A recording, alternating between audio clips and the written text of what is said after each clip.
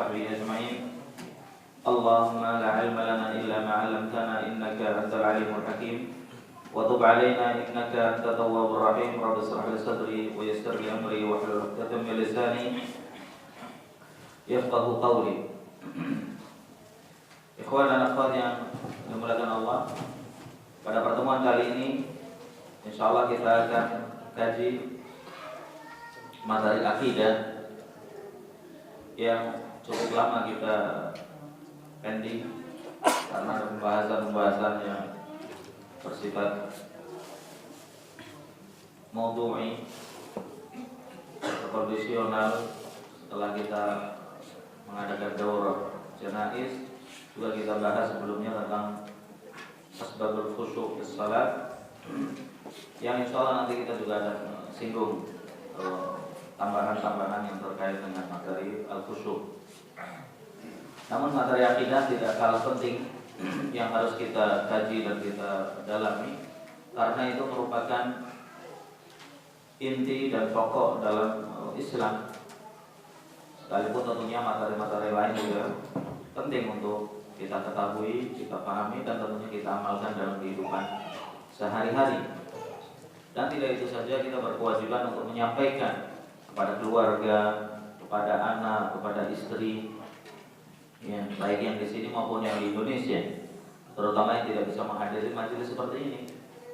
Jadi orang yang paling baik adalah orang yang bermanfaat untuk orang lain. Khairun nas anfa'uhum linnas.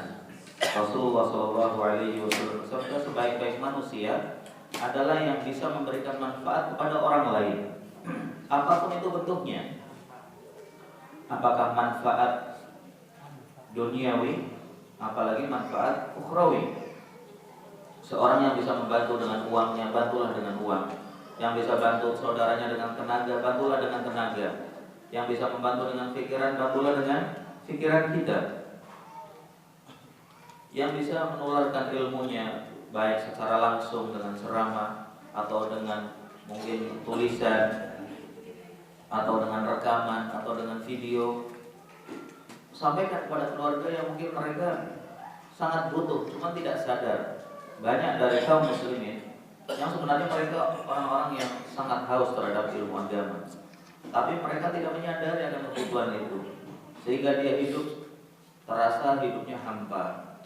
Hidupnya sebuah rutinitas, bangun pagi, mandi, makan, kerja, pulang, makan lagi, tidur. Setiap hari seperti itu, seperti robot.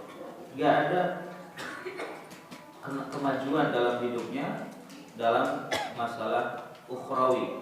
Mungkin secara materi dia bertambah karena tiap bulan dapat gaji, tiap bulan dia bisa menabung, ya, setiap panen dia bisa mendapatkan hasil yang banyak.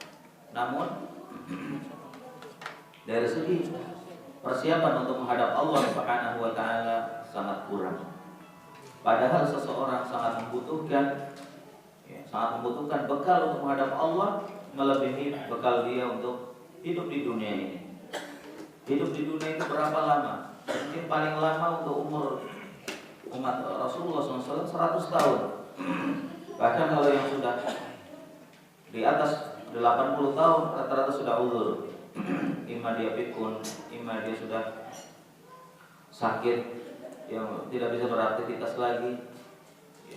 Artinya hampir tidak, sama sekali tidak produktif ketika umur sudah lewat 80, apalagi sampai 100 tahun. Mungkin menjadi beban bagi yang hidup.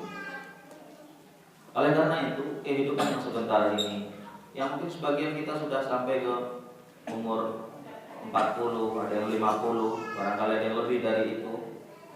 Artinya tinggal berapa lama lagi kita hidup di dunia.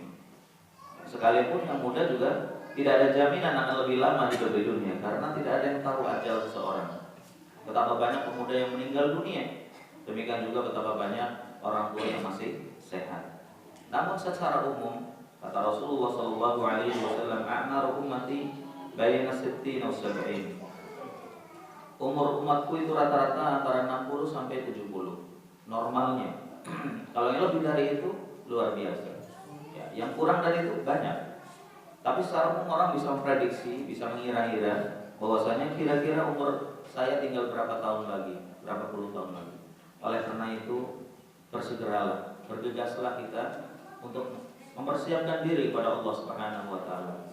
Persiapan yang nomor satu adalah dengan keimanan yang mendalam, keimanan yang mantap, yang tidak tergoyahkan dengan omongan manusia, dengan syubhat, dengan syahwat, dan dengan aliran-aliran yang sesat dan menyimpang dari ajaran yang benar.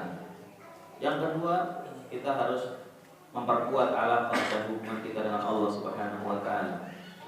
Baik itu hubungan dengan sholat, dengan puasa, dengan sedekah, ya, dengan apa yang kita mampu. Nah, di antaranya juga dengan mengajak orang untuk berbuat baik, dengan mengajak mereka untuk ngaji, mengajak mereka untuk ibadah yang benar. Jangan sampai apa yang sudah diamalkan hilang gara-gara keliru dalam bertindak dan bersikap. Seseorang kalau sampai terjerumus ke dalam dosa syirik, maka waliyadzubillah akan hilang semua amal perbuatannya yang dia sudah amalkan. Allah Subhanahu wa taala berfirman, "A'udzubillahi minasyaitonir rajim, la in asyrakta la yahbatanna 'amalu." Jika engkau syirik kepada Allah, niscaya amalmu semua hilang. Amal yang sudah kita amalkan dari kecil sampai saat dia melakukan kesyirikan, itu hilang sia-sia waliyadzubillah. Kalau ada dosa selain syirik, masih bisa ditolerir, dalam artian tidak menghilangkan dosa lain.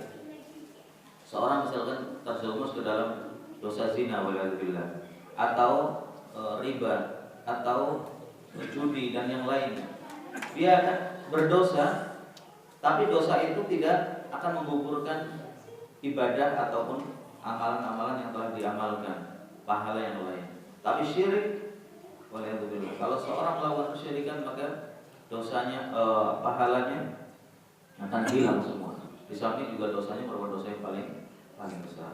Oleh karena itu, masalah tauhid adalah masalah yang sangat penting untuk kita kaji, untuk kita dalami, dan tentunya kita sampaikan kepada orang-orang yang kita kenal maupun yang tidak kita kenal.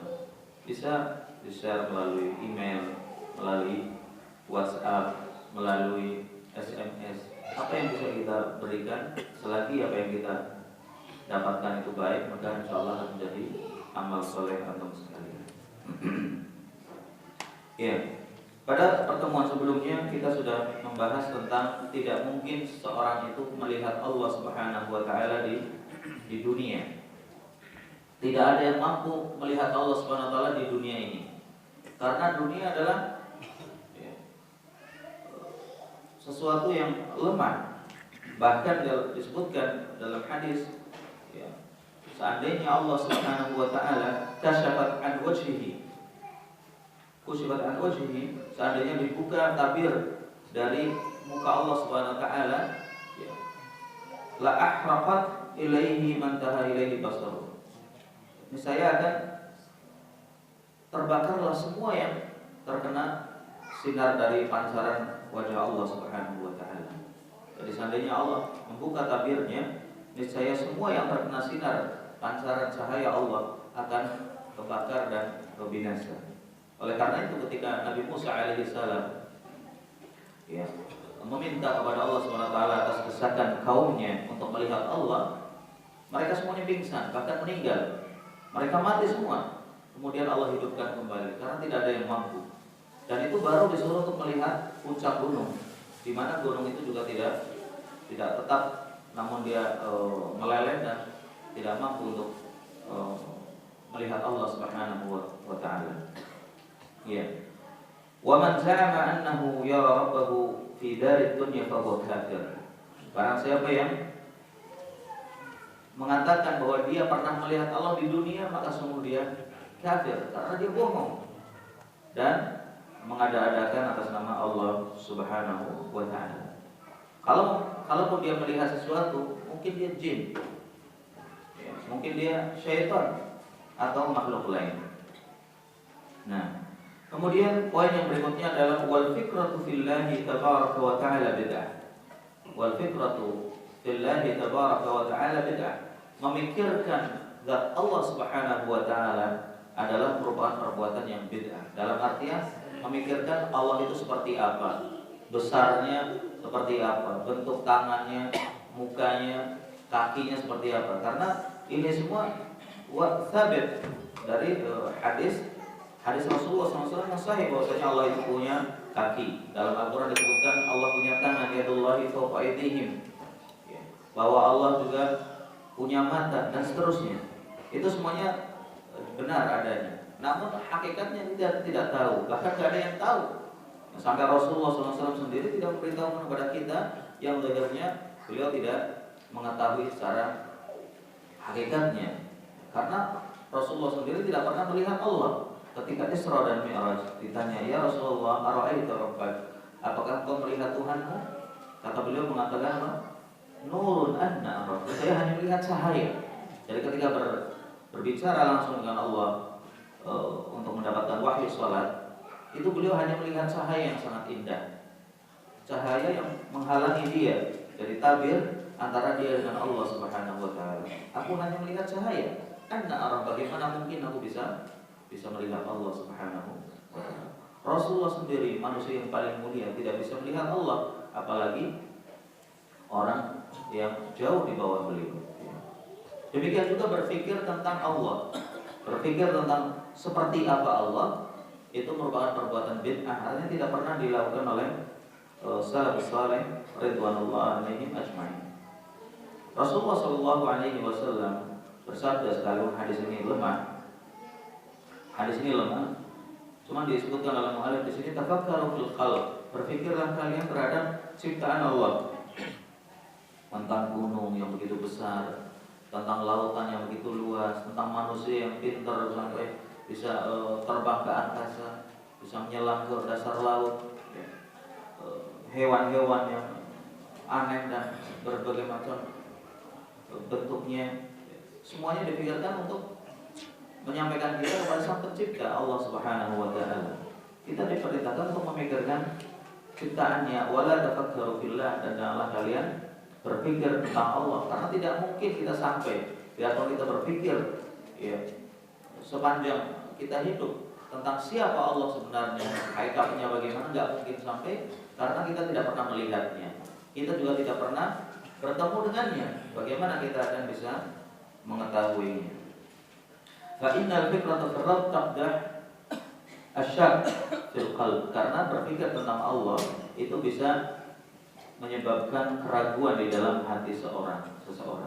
Kalau dia berpikir, kemudian dia pikirkan Allah itu seperti raja, dia seperti orang yang sangat besar dan seterusnya, nanti lama-lama dia terjerumus ke dalam kekeliruan, karena apa yang dia pikirkan itu tidak benar. Hadis ini dikatakan isnaduhu dhaif, disebutkan oleh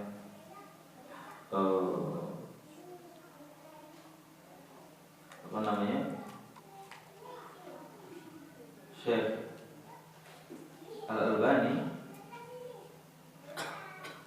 sekalipun hadis ini dhaif, namun ada syawahidnya. Ada syahid yang dikatakan riwayat dari Abdullah bin Salam secara marfu, yang dikeluarkan oleh Abu Nu'aim dalam kitab Al-Hilyah, wa bihi yakunu hasanan. Hadis ini lemah, tapi karena ada hadis-hadis serupa yang menguatkannya, maka hadis ini menjadi naik derajatnya dari lemah menjadi hasan. Hadis ini aslinya diriwayatkan oleh Abu Syekh dalam kitab Al-Azamah dengan lafal ini, dan Abu Qasim Al-Asbihani dalam kitab Tarjib dari hadis Ibnu Abbas secara marfu. Namun hadis ini ada kelemahannya. Hanya saja dikuatkan dengan hadis-hadis lemah yang lain. Jadi hadis lemah, kalau lemahnya tidak sampai derajat mungkar, lemah karena ada kelemahan di sebagian rawinya. Kemudian hadis ini banyak yang meriwayatkan, atau hadis-hadis serupa banyak, maka dia akan terangkat menjadi derajatnya hasan. Hadis hasan, hadis yang bagus, itu bisa diamalkan, diamalkan. Nah, yang jelas kita diperintahkan untuk berpikir tentang makhluk Allah supaya kita bersyukur akan nikmatnya, supaya kita tambah mantap dalam beribadah kepada Allah Subhanahu wa taala. Kemudian poin yang berikutnya di antara akidah Ahlus Sunnah wal Jamaah adalah annal hawa was-siba' wad-dawab kulluha nah'udzur wan namal wad-dhubat kulluha ma'muratun la ya'maluna syai'an illa bi'idznillah ta'ala. Bahwasanya binatang-binatang buas, binatang-binatang melata, ya, semua binatang yang ada di muka bumi ini seperti semut, seperti lalat, nyamuk dan seterusnya, semuanya itu diperintah oleh Allah Subhanahu wa taala. Mereka tidak akan melakukan sesuatu kecuali dengan izin Allah. Tidak akan semut itu mengganggu manusia. Tidak akan mereka menularkan penyakit. Ya.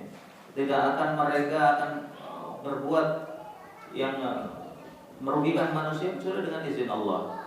Ketika manusia telah melampaui batas, ketika mereka sudah lalai kepada Allah Subhanahu wa taala, bisa saja Allah utus makhluk-makhluk tersebut untuk menjadi bencana. Ya. Menjadi bencana seperti demam berdarah, ya, seperti Ebola yang banyak di Afrika. Itu semuanya penyebabnya adalah hewan-hewan. Bagaimana hewan-hewan itu menyebabkan penyakit? Tentunya dengan izin Allah Subhanahu wa taala.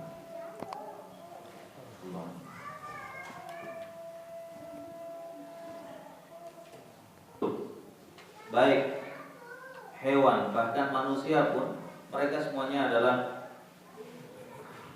melakukan sesuatu dengan izin Allah Subhanahu wa taala. Sekalipun manusia berbeda karena mereka dikasih akal sehingga mereka diberikan pilihan. Dia bisa memilih jalan yang benar dan jalan yang sesat. Fahadainahu an-najdain. Kami tunjukkan pada manusia itu dua jalan.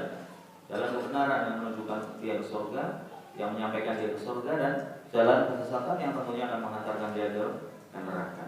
Adapun hewan semuanya adalah dengan izin Allah Subhanahu wa taala mereka bergerak, mereka berpindah, mereka menyebarkan penyakit, mereka mengganggu manusia, semuanya dengan izin Allah. Mereka menghancurkan ladang, itu semuanya dengan izin Allah Subhanahu wa taala dan kehendaknya. Ya. Kemudian wal iman bi anna Allah ta'ala qad 'alima ma kana min awwal ad-dahr wa ma lam yakun. Ahlus sunnah wal jamaah meyakini bahwasanya Allah itu mengetahui segala sesuatu sejak dunia ini diciptakan. Bahkan sebelum Allah menciptakan dunia, Allah sudah tahu apa yang terjadi. Wa ma lam yakun, bahkan Allah mengetahui sesuatu yang belum terjadi. Sesuatu yang belum terjadi, seandainya dia terjadi, Allah tahu bagaimana dia itu terjadi. Wa huwa kainun wa ma huwa kainun ahsahullah wa 'addahu 'adda. Dan segala sesuatu yang terjadi di muka bumi ini, ya, di alam semesta ini, pasti Allah akan mengetahuinya dengan detail. Mengetahuinya tanpa ada yang luput dari pengetahuannya. Semuanya berada di bawah pengawasan Allah.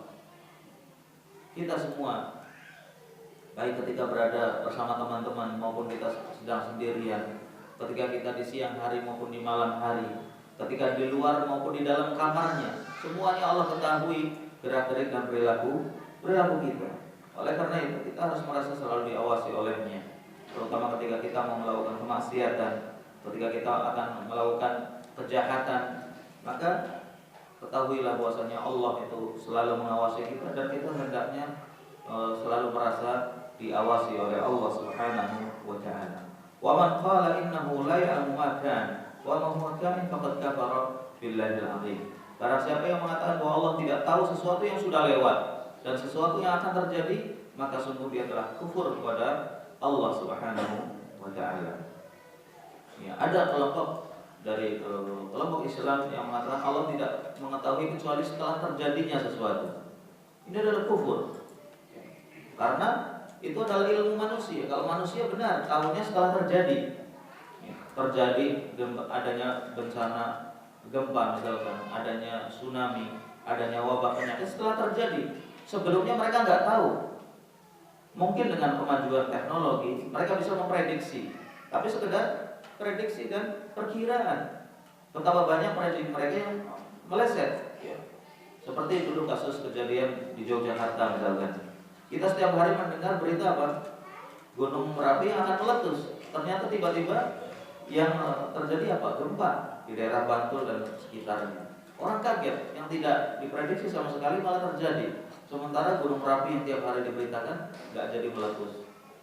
Ya, karena semuanya adalah Allah yang Maha tahu. Mereka hanya memperkirakan dan memprediksi, yang prediksi manusia bisa terjadi dan bisa juga tidak. Ya. Ilmu manusia, ilmu yang terbatas, yang hanya mengetahui sesuatu setelah terjadi. Sebelum terjadi gak ada yang tahu. Allah Subhanahu wa taala mengetahui sesuatu yang belum terjadi, apalagi yang sudah terjadi. Barang siapa yang mengatakan Allah tidak tahu kecuali yang telah terjadi saja, maka sungguh dia telah kufur dan merendahkan zat Allah Subhanahu wa taala. Kemudian muallif berpindah ke masalah baru, yaitu tentang masalah an-nikah biwali. Ahlus sunnah wal jamaah meyakini bahwasanya wala nikaha illa biwali. Tidak sah nikah seseorang tanpa adanya wali dari pihak perempuan. Jadi tidak akan sah pernikahan seseorang kalau yang perempuannya tidak ada walinya. Baik walinya itu hadir maupun walinya ghaib di tempat yang lain, tapi harus ada. Karena wali itu bisa mewakilkan kepada orang yang hadir. Kalau misalkan menikah dari tempat yang jauh, sementara wali tidak mungkin datang, bisa seorang wali mewakilkan kepada orang yang ada di tempat mempelai itu untuk menggantikan posisinya. Tapi tentunya dengan perwakilan, tidak langsung diambil sama dia, tidak. Jadi pernikahan itu harus diketahui dan dihadiri atau diwakili oleh seorang yang menjadi wakil dari walinya. Wala nikaha illa biwaliyyin. Tidak sah nikah seseorang tanpa adanya wali. Wali itu siapa? Untuk mempelai wanita. Kalau laki-laki tanpa tidak perlu wali. Wa syahidai adlin, dan dua orang saksi yang adil. Ya minimal itu ada dua saksi laki-laki yang adil. Bagaimana kalau tidak ada laki-laki atau dua laki-laki? Ya minimal satu laki-laki dan dua perempuan.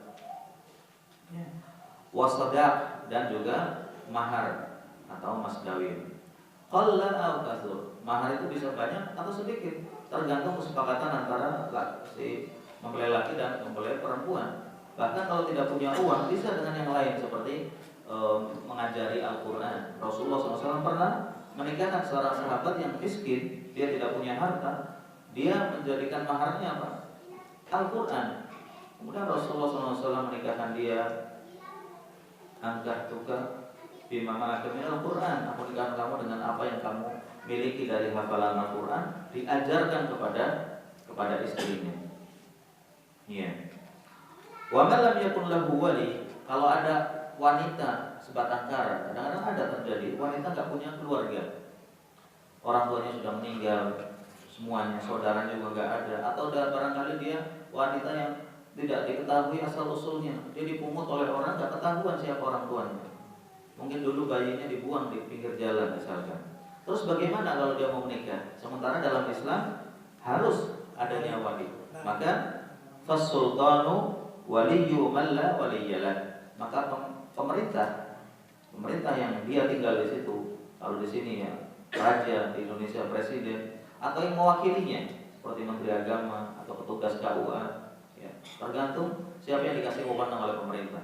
Maka dia akan menjadi wali bagi orang yang tidak punya wali. Rasulullah menjadi wali bagi wanita yang tidak ada walinya ya, pada zaman beliau. Fasultan waliyyu man la waliyyalah. Tidak boleh sembarangan mentang-mentang dia kenal dekat jadi walinya, enggak bisa. Yang jadi wali kalau tidak ada keluarganya dan mahramnya, maka berpindah kepada pemerintah. Pemerintah aslinya adalah pemerintah negara. Atau siapa yang ditunjuk oleh pemerintah? Apakah itu Departemen Agama ataukah KUA dalam hal itu, atau yang lain. Kemudian masalah yang terkait dengan pernikahan juga, wa idza talaqa ar-rajulu imra'atahu thalathan faqad harumat 'alaihi wa la tahillu lahu hatta tankiha zawjan ghairah. Ya, apabila seorang telah menceraikan istrinya sebanyak 3 kali. Ya, Allah Subhanahu wa taala berfirman dalam surat Al-Baqarah, ya, at-talaqu marratan. Perceraian itu aslinya hanya 2 kali. Fa imsakun bima'ruf aw tasrihun bi ihsan. Ya. Kalau sudah 2 kali maka hendaklah ditahan dengan baik. Artinya kalau dia masih bisa mempertahankan kerukunan suami istri dan rumah tangga itu diselamatkan, selamatkan, jangan dicerai lagi. Kalau misalkan tidak bisa dipertahankan karena suaminya misalkan tidak berbuat adil, atau suaminya tidak bisa memberi nafkah, atau suaminya menyakitinya, atau kebalikannya istrinya tidak bisa diatur, istrinya liar, istrinya berbuat serong dan seterusnya, maka lepaslah dengan baik, cerailah dengan baik, dan dengan baik-baik. Sampaikan kepada keluarganya bahwa saya tidak bisa mendidik dia lagi, dia tidak bisa hidup bersama lagi dengan saya karena sudah tidak mau mendengarkan omongan suami dan seterusnya. Maka Islam membolehkan perceraian itu terjadi. Ya, perceraian itu terjadi. Yang ketiga, ya, ketika yang ketiga itu sudah tidak boleh dinikah lagi. Kalau dia ingin kembali, sekalipun sama-sama ingin, tidak boleh kembali kecuali kalau dia telah dinikah oleh orang lain dulu. Jadi kalau cerai sudah 3 kali, maka hukumnya haram untuk kembali, yang disebut dengan ba'in kubro. Tolak itu ada 2 macam. Yang pertama adalah raj'i, yang masih bisa dirujuk kembali. Ada yang ba'in yang sudah tidak bisa dirujuk. Ya. Ba'in ini ada 2, sughra dan kubro. Ba'in sughra, cerai yang sudah tidak bisa dirujuk kembali, namun dia bisa dirujuk dengan akad baru. Siapa dia? Dia adalah wanita yang telah dicerai dan telah lewat masa iddahnya. Jadi kalau wanita yang haid, yang masih haid, itu ketika dicerai dia boleh dirujuk oleh suaminya tanpa akad baru kalau masih dalam masa iddah, yaitu 3 kali suci atau 3 kali haid. Ya, bulan ini suci, haid, kemudian suci, kemudian bulan depan haid dan suci. Kalau sampai bulan berikutnya haid dan suci lagi belum dirujuk, maka sudah menjadi ba'in sughra. Ba'in artinya tidak bisa dirujuk. Sughra bisa tapi dengan akad baru, seperti nikah awal. Ya, adanya wali, adanya saksi, adanya mahar dan seterusnya. Kalau raj'i itu yang masih di bawah masa iddah atau di dalam masa iddah. Kalau yang masih haid berarti 3 kali suci atau 3 kali haid. Kalau ingin rujuk tinggal mengatakan kamu saya rujuk, atau berhubungan suami istri. Mazhab Syafi'i mengatakan harus ada saksi. Tapi yang satunya nggak harus ada saksi. Ketika mereka berdua di rumah kemudian mengatakan kamu saya rujuk kembali, sudah cukup. Itu berarti 1 kali cerai sudah jatuh. Kalau ba'in sughra itu setelah lewat masa iddah ini, kalau orang yang sudah tidak haid berarti 3 bulan, lewat 3 bulan, maka dia kalau mau kembali boleh, tapi dengan syarat dengan akad baru. Kalau sudah 3 kali, maka dia tidak boleh merujuk kembali kecuali dengan akad baru dan wanita, ya, mantan istri ini telah menikah dengan orang lain. Jadi harus dinikah oleh orang lain dulu, dan nikahnya nikah beneran, bukan nikah dibayar sama mantan suami. Kamu nikahi istri saya tapi jangan diapa-apain. Kemudian setelah itu cerai. Ya. Kenapa? Karena dia mau lagi. Ini namanya at-taisul musta'ar. Jadi perjantan yang dipinjam. At-taisul musta'ar kata Rasulullah, sebutan bagi laki-laki yang untuk menghalalkan seorang wanita yang sudah dicerai 3 kali, itu disebut at-tais al-musta'ar. Tais itu perjantan. Aslinya perjantan kambing atau unta yang pinjam oleh mantan suaminya supaya seolah-olah udah nikah dengan orang lain, padahal nikahnya ini dibayar. Yang penting sudah penghulu nggak tahu, dan nanti saya boleh nikah lagi dengan dia. Dan ini diharamkan. La'anallahu al-muhallil wal muhallal lah. Allah melaknat orang yang muhallil, itu menghalalkan seseorang untuk temannya, atau muhallalah yang menyuruh juga dilaknat oleh Allah Subhanahu wa ta'ala. Jadi masalah cerai ini masalah yang sangat bahaya, jangan main-main. Kalau tidak sangat-sangat terpaksa jangan dilakukan. Kenapa? Karena hazluhunna jiddun wa jidduhunna jidd. Ada 3 masalah yang sungguh-sungguhnya terjadi dan main-mainnya juga terjadi. Di antaranya adalah nikah. Nikah kalau main-main dan terpenuhi seluruh syarat-syaratnya, ada walinya, ada saksinya, ada maharnya, itu terjadi. Makanya tuh jangan coba-coba menikahkan anak putri antum dengan orang yang benar-benar yang ketika antum benar-benar ingin jadikan menantu. Jangan main-main dengan temannya. Kamu nikahkan dengan anak saya, misalnya. Kalau dia terima, ya saya terima. Sudah. Nanti terjadi kalau ada saksi dan seterusnya. Padahal main-main tujuannya bercanda. Ya. Demikian juga cerai. Jangan bercanda dengan istri dengan omongan cerai dan talak. Kemudian yang ketiga adalah al-aitab. Al-aitab itu memerdekakan budak. Kalau punya budak, dia katakan kamu merdeka. Ya, padahal dia main-main, maka itu akan merdeka beneran.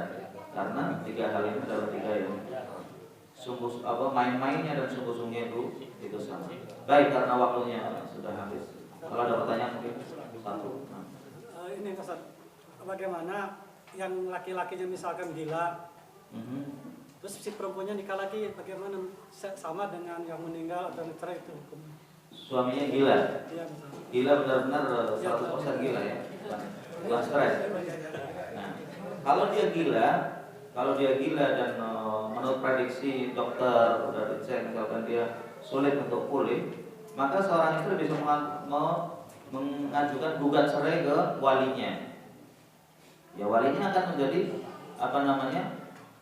pengurus hartanya, termasuk juga tasarrufnya yang terkait dengan orang lain. Maka walinya boleh menceraikan atas nama anaknya misalkan atau ke pemerintah, karena tidak mungkin orang itu akan hidup terus dengan orang gila. Ya, kecuali kalau dia mau sabar, ya tentunya akan ada pahala bersabar itu.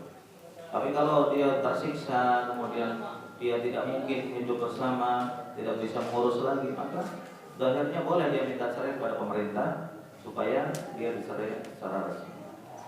Wallahu a'lam. Memang ada mau diganti. Nah, baik, itu saja kita tutup dengan doa kafaratul majlis. Subhanakallahumma rabbana wa bihamdik, asyhadu an la ilaha illa anta, astaghfiruka wa atubu ilaik. Wassalamualaikum warahmatullahi wabarakatuh.